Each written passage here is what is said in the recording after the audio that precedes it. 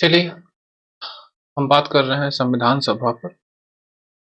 संविधान सभा कैसे बनी, कौन-कौन से लोग इसमें शामिल हुए, सारी प्रक्रिया जो है, ये सब हम पिछले वीडियो में बात कर चुके हैं। उसके बाद संविधान निर्माण की जो प्रक्रिया है, संविधान का प्रभाव में आना, वो हम आज जो है, हम स्टार्ट करेंगे। लेकिन ये है कि अगर इस वीडियो को आप देख रहे हैं, तो पिछला वीडियो ज़रूर देख लें, तब ये समझ में आएगा।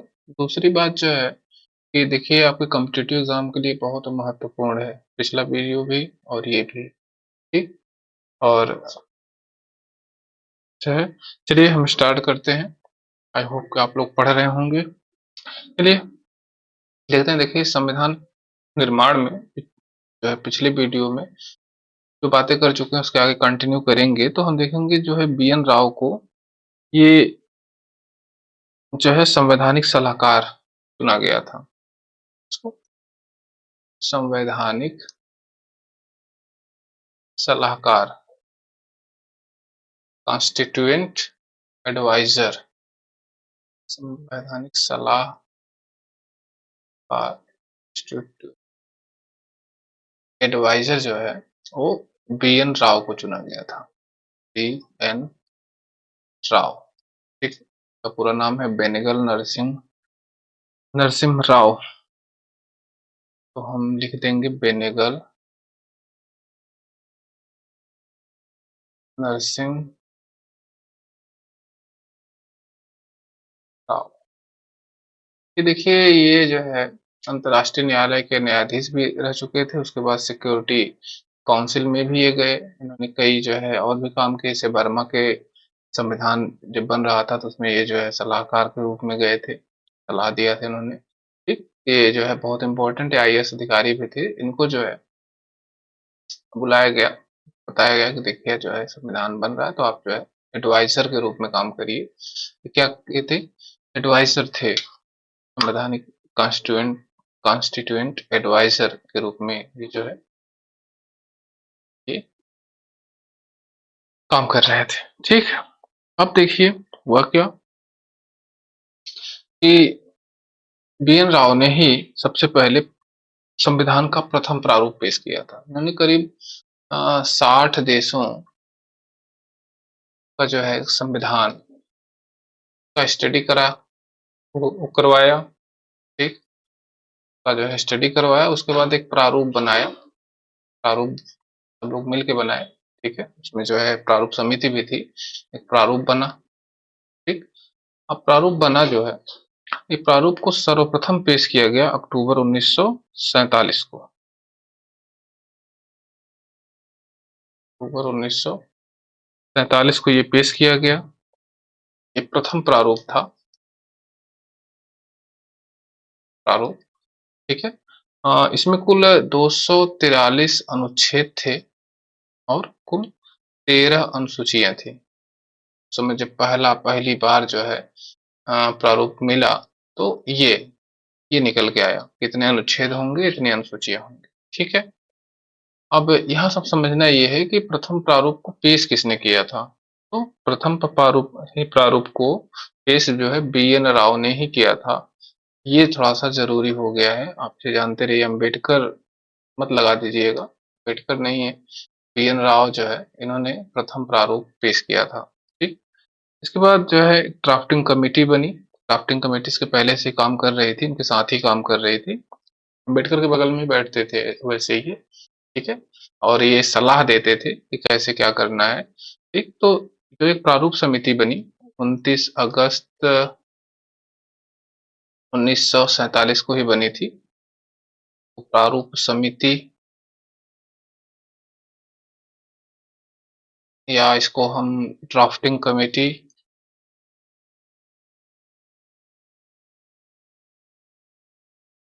कमेटी, या हम मसौदा समिति भी कहते हैं। इसको मसौदा समिति भी एक नाम से और जानते हैं, मसौदा समिति, मसौदा समिति, ठीक है। तीनों नामों से जाना जाता है, चाहे प्रारूप समिति कहिए, ड्राफ्टिंग कमेटी कहिए, या फिर मसौदा समिति कहिए। ये बनी 29 अगस्त 1947 को। ये डेट भी जरूरी है, थोड़ा सा इसको भी याद किए रहिएगा। ठीक, अब इसके अध्यक्ष देखिए, इसमें कुछ 7 मेंबर थे, 7 सदस्य थे और 7 सदस्य थे और इसमें अध्यक्ष जो थे उनका नाम है डॉक्टर भीमराव अम्बेडकर। डॉक्टर भीमराव अम्बेडकर, ठीक है?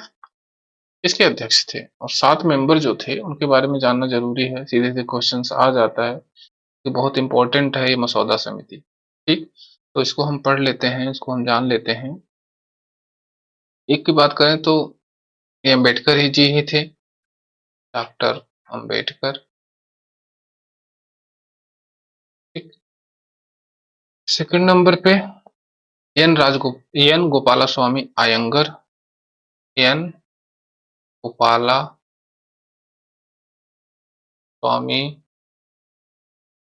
अयंगर, आप नोट्स बना सकते हैं। थर्ड नंबर पे थे के एम मुंशी,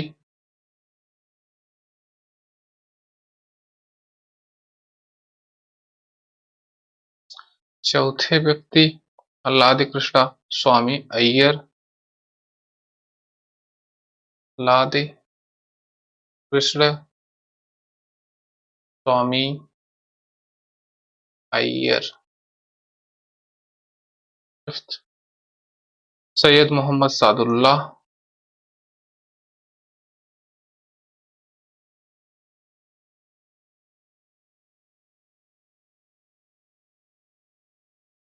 सिक्स्थ और सेवंथ ये थोड़ा इंपॉर्टेंट क्वेश्चंस पूछे गए हैं, तो लेकिन वैसे थोड़ा सा नाम अब जो है देख लीजिएगा वन टाइम। सिक्स नंबर पर है एन माधव राव, एन माधव राव। देखिए इन्होंने त्याग पत्र दे दिया था, बीमार हो गए थे उस समय, बीमारी के कारण जो है त्याग पत्र दिया था। इनकी जगह कौन आया? ठीक, तो इनकी जगह आए जो है बी एल मित्र, बी एल मित्र। तो इनको थोड़ा सा याद किए रहिएगा, एक क्वेश्चन पूछा गया है। सिक्स सेवंथ ये है टी टी कृष्णामाचारी, कृष्णामाचारी, ठीक है? इनकी मृत्यु हो गई थी, क्वेश्चन पूछा जा सकता है, मृत्यु पूछा गया है। इनकी जगह आए थे D P Khaitan, D P Khaitan. तो ऐसे थे, ऐसी थी हमारी जो है ड्राफ्टिंग कमेटी, ठीक? इसके मेंबर थे और अंबेडकर जी इसके अध्यक्ष थे। अब देखिए संविधान का प्रथम प्रारूप तो पेश हो गया, बी एन राव ने पेश किया। उसके बाद संविधान का जो है वाचन होगा, ठीक है? करीब जो है हम देख रहे हैं, पता होगा 2 वर्ष समय लगा था, 2 वर्ष 11 माह और जो है 18 दिन ये समय लगा था। इतने समय में हम देखेंगे तो कई सत्र चले थे, अधिवेशन चले थे। अधिवेशन आज भी होते हैं, हाँ, सत्र आज भी होते हैं। उसी तरह अधिवेशन चले थे। अधिवेशन पूछ ले या सत्र पूछ ले, अधिवेशन या सत्र, ठीक है? तो चले कितने थे? कुल 11 ही चले थे। 12वां प्लस करके आप अगर कभी क्वेश्चन 12 आ जाए तो 12 अंतिम सत्र जो जो था वो 24 जनवरी जनवरी 1949 को अंतिम एक बैठक हुई थी। तो कुल अगर बात करें तो कुल 12, लेकिन वैसे सही सही तो 11, ठीक? एक दिन के लिए वो चला था 24 तारीख को, ठीक? उसी दिन काफी कुछ काम हुए थे, हम आपको बताएंगे, चलिए। ठीक है, इस सत्र चला था। तो इस टाइम में इस 2 वर्षों या लगभग लगभग 3 वर्षों में, 3 वर्ष से कुछ दिन कम, 3 वर्षों में कुल 11 सत्र 12 सत्र चले थे, ठीक? और इसमें कई बार वाचन हुआ था, 3 बार, ठीक है? संविधान जो ड्राफ्टिंग कमेटी जो संविधान बना के लेके आती थी, संविधान सभा के सामने प्रस्तुत करती थी, तो वाचन किया जाता था, ठीक? उसको पढ़ते थे, उस पर चर्चाएं होती थी क्वेश्चन में कि क्या सही है, क्या गलत है, क्या चेंज करने हैं, क्या परिवर्तन करने हैं, ठीक? तो उस हिसाब से जो प्रथम वाचन हुआ था, प्रथम वाचन, पहली बार जो वाचन हुआ था, ठीक है? तो पहला प्रारूप जब बना था उसी समय वाचन भी हुआ था, वही स्टार्ट हुआ था। तो यहाँ पे आप लिख सकते हैं प्रथम वाचन, आप लिख संविधान का पहला अंतिम प्रारूप, संविधान का पहला अंतिम प्रारूप, ये बना 4 नवंबर 1948 को पेश किया गया। ठीक है, को पेश किया गया और ये जो है 9 नवंबर 1948 तक ये पूरा वाचन चला। 9 नवंबर 1948 तक 5 दिन चला प्रथम वाचन। ठीक है, ये पहला ड्राफ्ट भी तैयार हो गया था और वाचन भी हुआ। ठीक है, कुछ जो सुझाव मिले, ठीक, पर जो चेंज करने के लिए उसमें हुआ। फिर हम देखेंगे द्वितीय वाचन, द्वितीय वाचन सेकंड टाइम जो पढ़ा गया, इसी में सबसे ज्यादा संशोधन हुए। इसका टाइम पीरियड है 15 नवंबर 1948 से लेके लंबा समय तक चला था ये, से 17 अक्टूबर 1949 तक लंबा समय तक चला। और इसमें ढेर सारे सुझाव लिए गए। अगर हम बात करें तो ढेर सारे जो है प्रस्ताव दिए गए संविधान सभा के मेंबर्स द्वारा। करीब जो है, अगर हम बात करें तो 7,635 जो है संशोधन प्रस्तुत किए गए। कितने संशोधन होने चाहिए, संशोधन ये प्रस्तुत किए गए, लेकिन सब मान्य नहीं होते हैं। ठीक है, तो केवल जो है 2,437 संशोधन किए गए, में संशोधन किए गए, इतने संशोधन किए गए थे। ठीक है, तो ये बहुत इंपॉर्टेंट नहीं है, फिर भी हम आपको बता दें कि आप ये बात समझ पाए कि कैसे हुआ था। सब लोगों जो है, जब वाचन होता था तो सबको प्रतियां दी जाती थी, सब उस पर विचार विमर्श करते थे कि क्या हम बदल सकते हैं, क्या परिवर्तन कर सकते हैं इसमें। ठीक है, अब तृतीय वाचन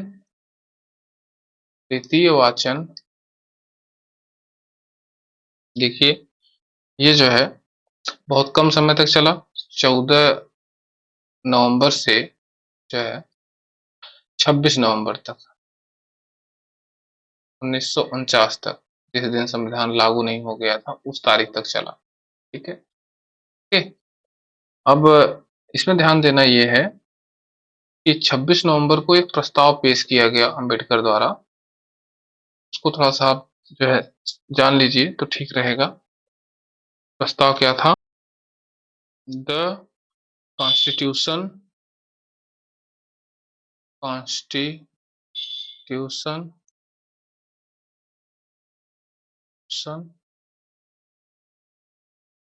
is settled by the assembly settled by the assembly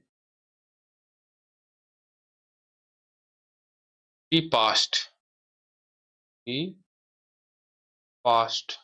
ठीक है, ये जो है प्रस्ताव था, अंग्रेजी में हमने लिख दिया है, प्रस्ताव जो है पेश किया गया। ठीक है, और वो प्रस्ताव जो है 26 नवंबर 1949 को ही पास हो गया।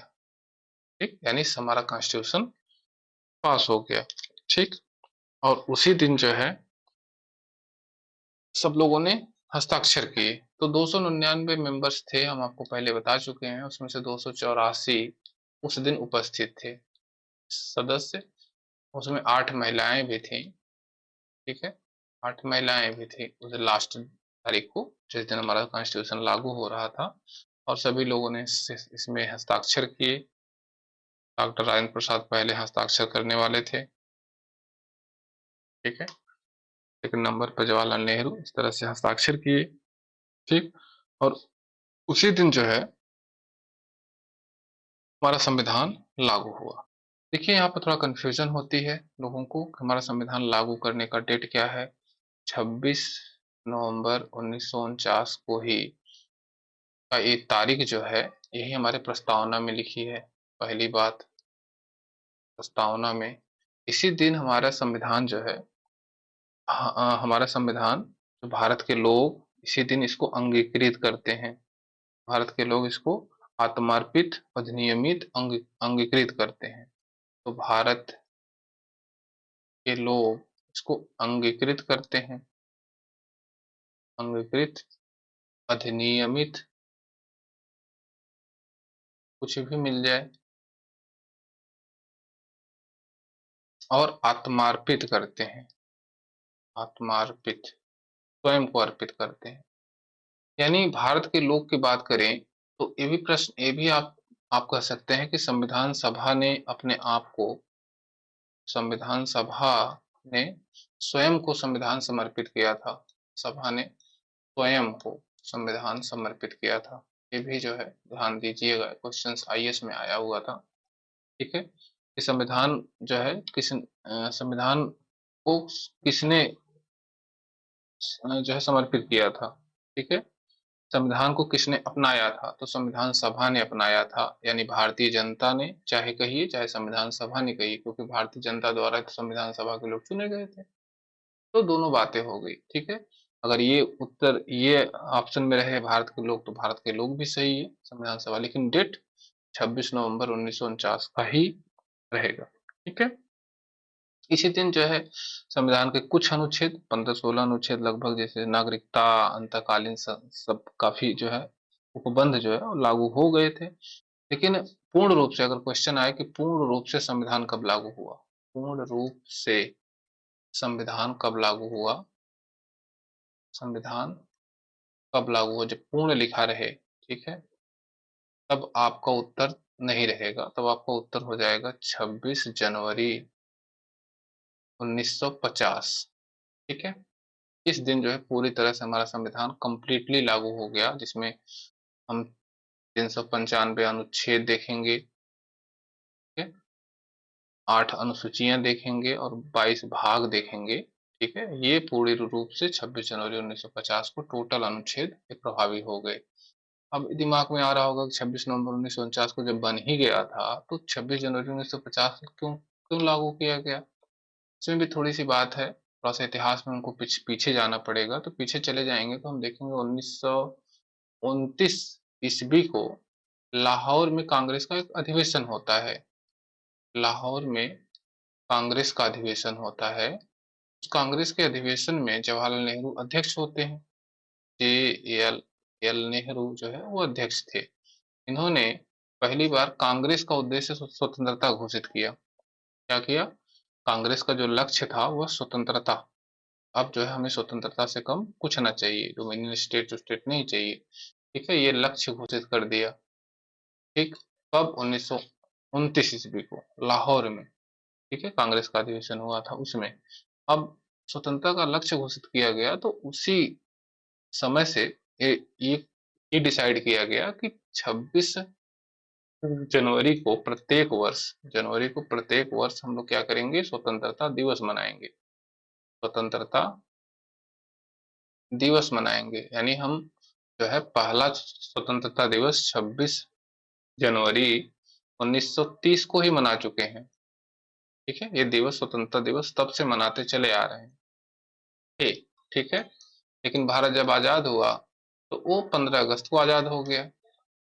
ठीक, तो फिर करें क्या, कैसे इस तारीख को हम जीवित रखें।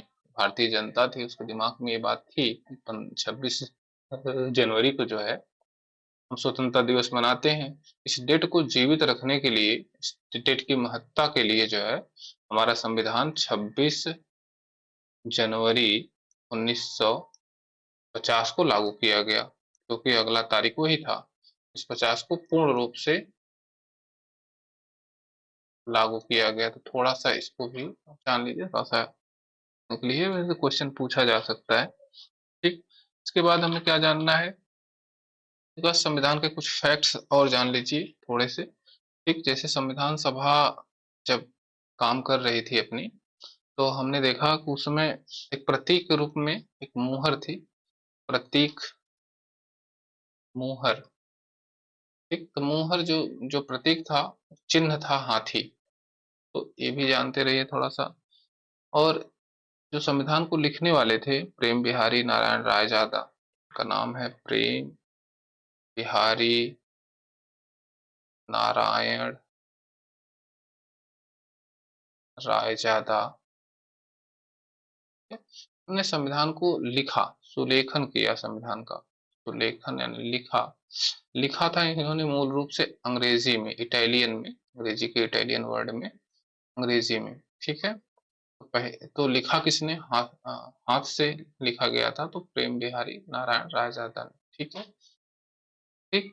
अब रायजादा जी को जब कहा गया कि भाई चलिए जो है लिखिए संविधान को, आप जो है इनका राइटिंग बहुत अच्छा था, ठीक है।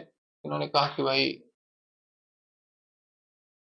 जो प्रस्ताव दिया गया कि कितना पैसा लेंगे, मेहनताना कितना लगेगा आपका, तो उन्होंने कहा कि हमको कुछ नहीं चाहिए, हमको संविधान में, संविधान के हर पृष्ठ पर मेरा सिग्नेचर चाहिए, ठीक है। तो आप देखेंगे कि जो मूल रूप से संविधान लिखा है ना, उसमें जो है इनका साइन भी आपको मिलेगा छोटा सा, ठीक है।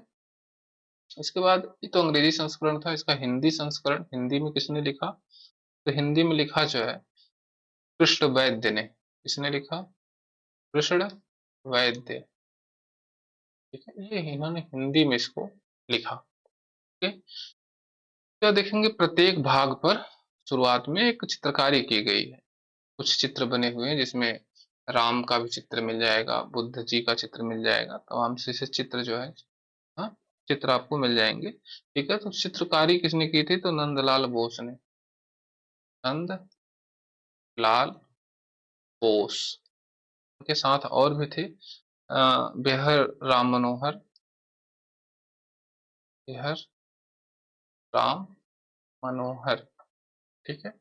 इन्होंने, इन दोनों ने, लोगों ने मिलकर चित्रकारी की थी कुछ, ठीक है। तो इसको भी आप जानते रहिए, ठीक है। अब हम कुछ समितियों के बारे में बात कर लें। तो समितियां,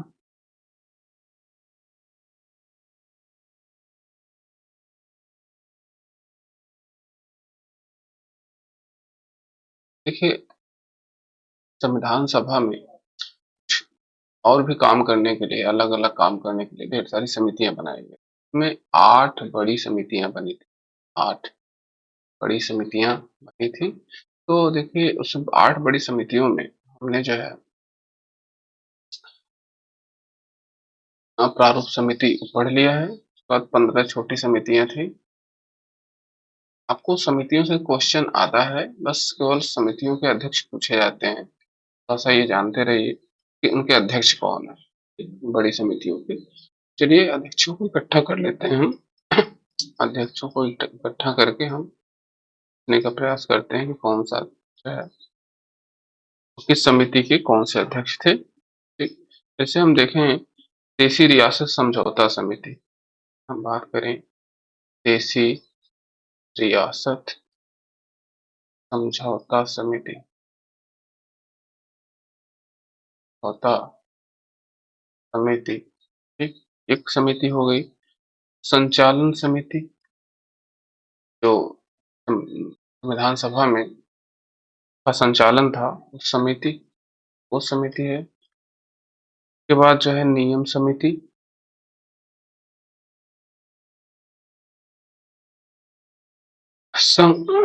नियम समिति, उसके बाद झंडा समिति,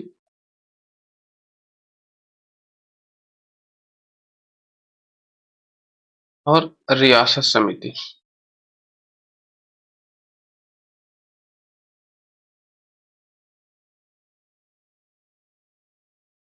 इन सारी समितियों के जो अध्यक्ष हैं वो है डॉक्टर राजेंद्र प्रसाद, डॉक्टर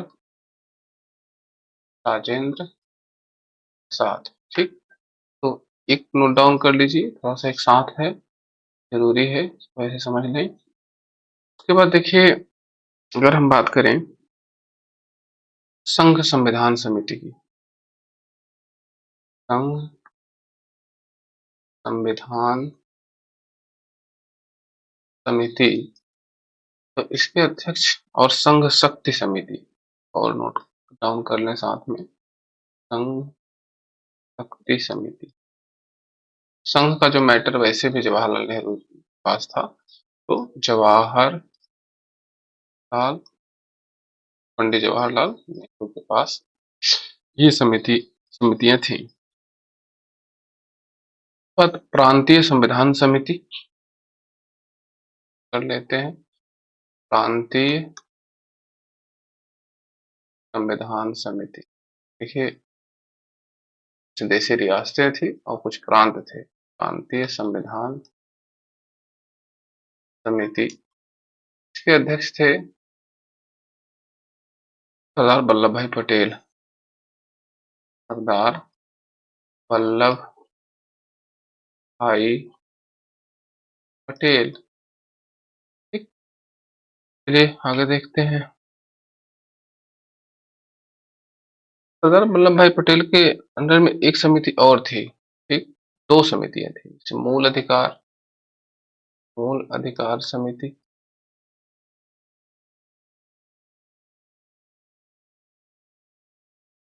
अल्पसंख्यक समिति।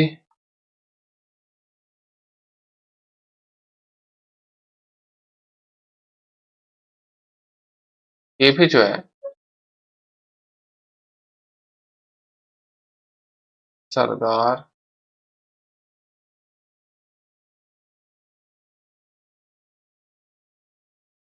वल्लभ भाई पटेल के अंडर में।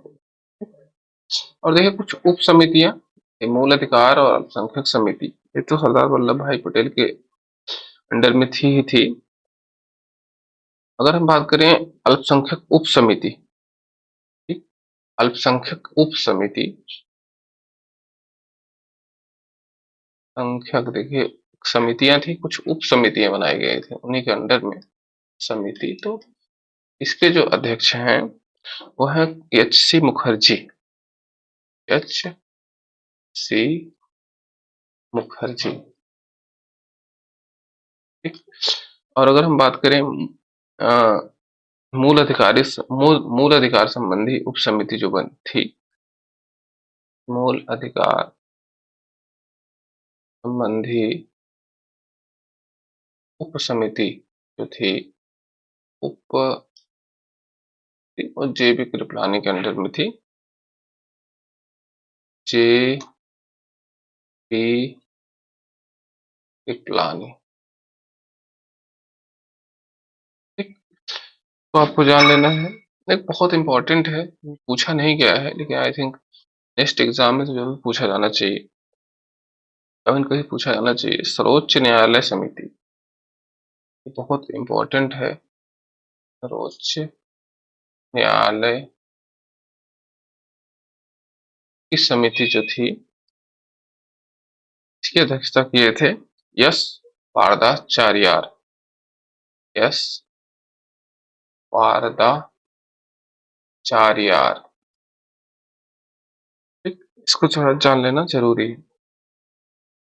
उसका प्रारूप समिति आपको पता ही है, किसने किया था उसकी अध्यक्षता। तो ये कुछ समितियां थी, इसको जान लेना जरूरी था। तो देखिए केवल अध्यक्ष पूछा जाता है समितियों से, ज्यादा कुछ नहीं। ठीक, समितियों का कार्य आपको पता है कि जो है ये लोग क्या करते थे कि संविधान सभा जो से के द्वारा दिया गया विभिन्न कार्य, बहुत कार्य अपने अपने क्षेत्र में ये करते थे। ठीक है, अब यहीं हम इसको समाप्त करते हैं। ठीक लगे तो प्रयास करें कि हमें पता चले। आप जो है इसे देख रहे हैं, पढ़ते रहिए। हम लगभग लगभग सभी सब्जेक्ट्स के आपको जो है नोट्स प्रोवाइड कराएंगे। ज्योग्राफी, साइंस और पॉलिटी सभी का मिक्सअप आपको मिलेगा अलग अलग टाइम में। ठीक, तो पढ़ते रहिए, मस्त रहिए।